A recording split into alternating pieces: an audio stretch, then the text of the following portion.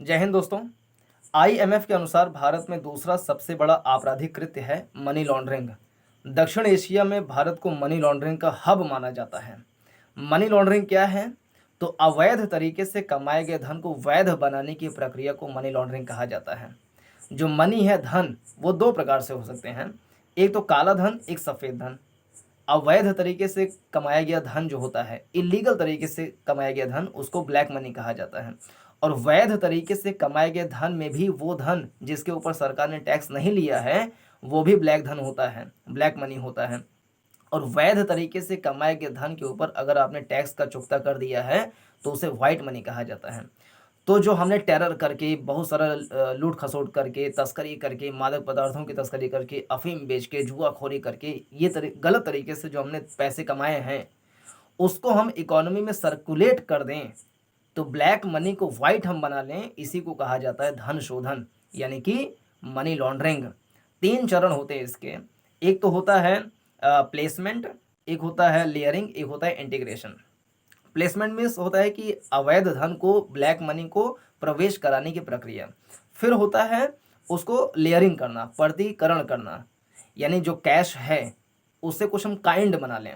जैसे कि हम कोई व्यापार कर लें, ज्वेलरी का शॉप खोल लें, जुआखोरी करें, ये सब काम कर लें, कोई व्यापार कर लें, बेनामी संपत्ति बना लें, लैंड खरीद लें, कार खरीद लें, स्कूल बना लें, हॉस्पिटल बना लें, कोई मजहब को बढ़ाने के लिए कोई चैरिटेबल ट्रस्ट बना लें ताकि हमारे मजहब का विकास हो सके, है ना, दीन का विकास हो सके, ऐसा हम कोई संगठन बना लें तो उसमें सारा पैसा झोंक दें।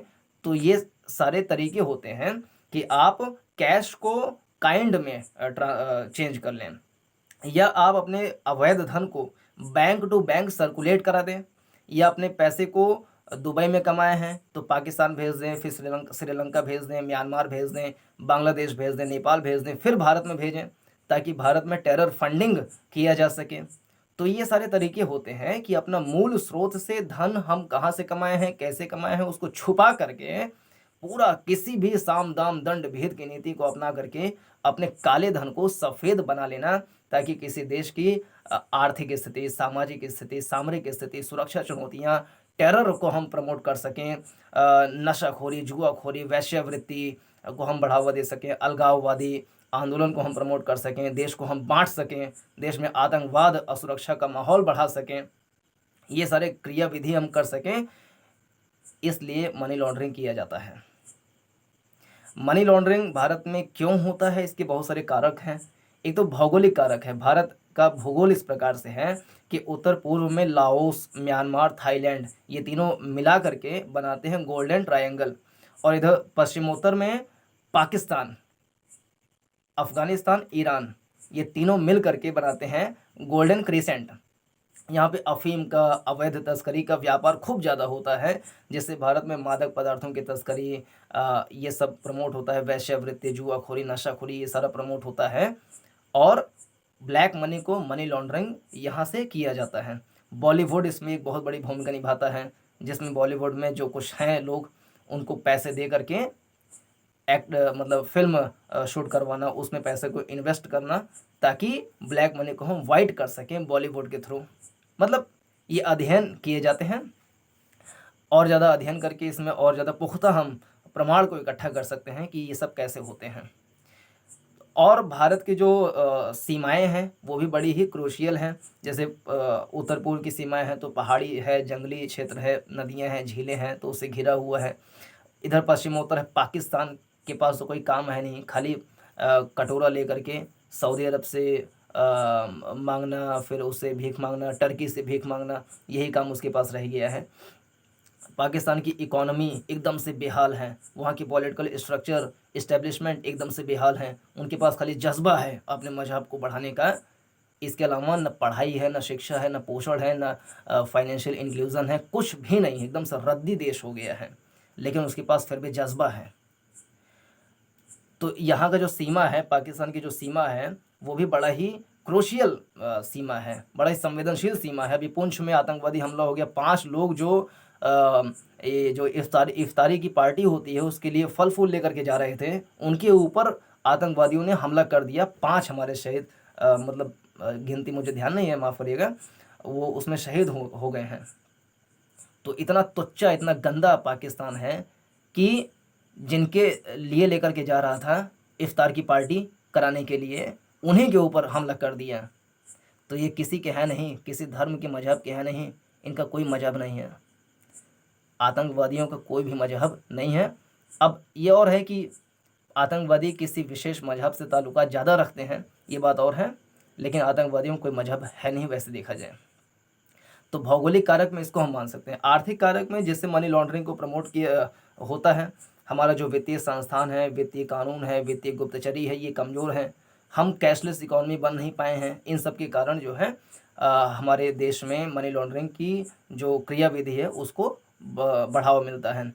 तकनीकी कारण में, प्रौद्योगिकी कारण में हमारा जो आईसीटी है, इंफॉर्मेशन एंड कम्युनिकेशन टेक्नोलॉजी, इसका दुरुपयोग होता है। डार्क वेब, इन सब का दुरुपयोग होता है, जिसके कारण से इसको मनी लॉन्ड्रिंग को बढ़ावा मिलता है। इसके अलावा अंतर्राष्ट्रीय कारक भी हैं, जिसमें टेरर फंडिंग को बढ़ाने के लिए जो आतंकवादी हैं तुच्चे गंदे, इनको बंदूक, गोला बारूद, ये सब असलहा देने के लिए पैसे कहाँ से आते हैं? यही काला जो करिया करिया पैसा है, इसको इनको दे करके उससे बंदूक लो, फिर ठाए ठाए ठाए ठाए मारो, जिसको जो भी मिल जाए, बकलोल कतों के। तो टेरर फंडिंग में पैसे दे करके मनी लॉन्ड्रिंग कराई जाती है। अवैध जो नकली नोटों का जो नेटवर्क है, इसके थ्रू भी होता है। इसके बहुत सारे दुष्प्रभाव पड़ते हैं। हमने पहले बात कर ली, सामरिक रूप से जो स्ट्रेटेजिक पॉइंट ऑफ व्यू से भारत को बड़ा ही खतरा होता है। अलगाववादी, terror funding, terrorism, hate speech को बढ़ावा मिलता है। एक विशेष मजहब को प्रमोट करने का प्रयास किया जाता है। अपनी विचारधारा का प्रसार हम कैसे कर सकें, हथियार का विस्फोटक सामग्री को हम कैसे बढ़ा सकें, जातिवाद, अलगाववाद, संप्रदायवाद, इन सब को हम कैसे, फेक न्यूज़, इसको हम कैसे प्रमोट कर सकें। और हमारे समाज पर इसका बड़ा ही दुष्प्रभाव पड़ता है, क्योंकि महिमा मंडन किया जाता है ऐसे कृत्यों को कई बार, और वैश्यावृत्ति, नशाखोरी, इन सबको बढ़ावा मिलता है। आर्थिक रूप से देखें तो ब्लैक मनी का जो कारोबार है उसको बढ़त मिलती है। हमारे जो वित्तीय संस्थान है वो कमज़ोर हो जाते हैं, मुद्रास्फीति बढ़ जाती है, जिसके कारण से गरीबी, बेरोजगारी, ये सारी घटनाएं बहुत ज़्यादा मात्रा में बढ़ जाती है, आर्थिक असमानता बढ़ जाता है। इसको रोकने के लिए अंतर्राष्ट्रीय स्तर पर बहुत सारे प्रोटोकॉल समझौता किया गया है, जैसे वियना प्रोटोकॉल 1988 में, स्ट्रॉन्सबर्ग प्रोटोकॉल 1990 में, FATF बना था शायद 1989 में, और एगमॉन्ट समूह 1955 में बना था। FATF financial action task force ये भी बना था। बेसल समझौता हुआ था। बेसल स्विट्जरलैंड का एक शहर है। बेसल समझौता के तहत बैंकों को मजबूतीकृत करने का प्रयास किया गया था। भारत ने भी बहुत सारे प्रयास किए हैं, उसमें से जैसे एक PMLA, prevention of money laundering act 2002, जिसमें 2013 में संशोधन करके इन्फोर्समेंट डायरेक्टरेट यानी कि प्रवर्तन निदेशालय को मजबूत किया गया है, उसकी शक्तियों को बढ़ाया गया है। इसके अलावा देखिए फेमा जो है, FEMA foreign exchange management act, ये लाया गया है। बेनामी संपत्ति निषेध कानून 2016 में बनाया गया था। इसके अलावा भगौड़ा से संबंधित कानून बना हुआ है, भगौड़ा अपराधी नियंत्रण कानून बना हुआ है।